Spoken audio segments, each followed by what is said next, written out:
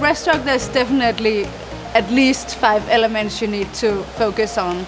Number 1 is you need a good streamline. You need to be aware of your feet being in streamline and your hands being in streamline.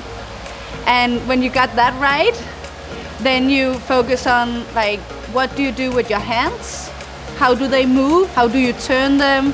Do you have your little pinky like on top, or how are you pointing your hands? And then you kind of follow that detailed list down through the body.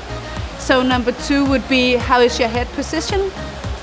So you always focus on like not creating resistance with your head.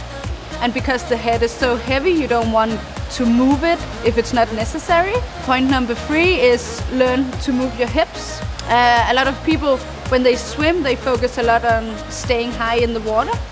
And that's good, but in breaststroke, it feels like the opposite. So when you want to stay high, you actually need to push down a bit with your hips to stay up.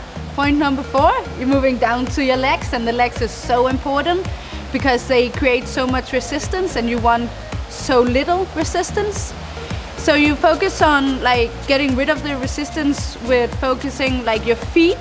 Your feet, they do the active recovery together, like pointed together, so they go up behind your body.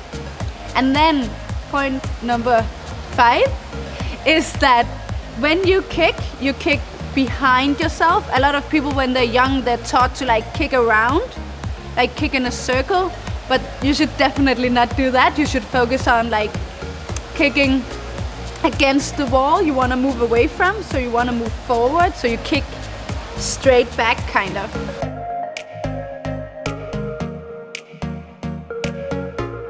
So when I do breaststroke, I do a lot of drilling. Actually in practice I almost only do drilling, because doing complete breaststroke sometimes can mess up your mind and your technique more than necessary. What I do is I go through these points that I just mentioned, and the 5 points will always be a part of the drills. What I do is, number 1, I check myself. So I check myself in the exercise that's called the anchor exercise. To explain it just short, it's like getting to know your hands. So you make a small sculling, you make a bigger sculling, and you make the complete stroke. You need to be quite skilled to do that, but once you can do it, you can almost do everything with your hands, because it means that you're in control. And drill number 2, you kind of connect the kick or the legs to the arm stroke.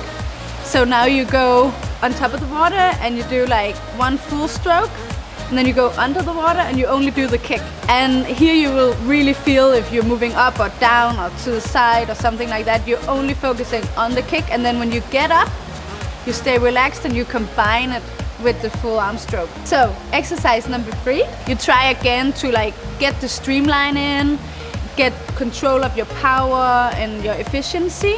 So I always finish all my warm-ups with going long.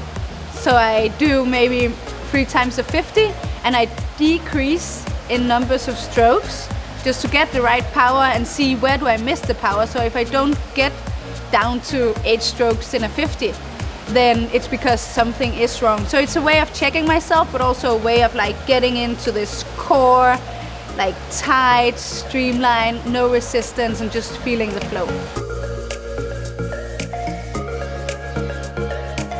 It sounds a bit selfish, but I'm very good at gliding, so I'm good at the streamlining part. When I move my legs, I'm really good at not creating resistance with my legs, and at the same time staying high so I don't sink. And when I don't sink, I have a lot of good grip, so I can just push a lot of water. It means that I get like a really efficient kick and a really powerful kick.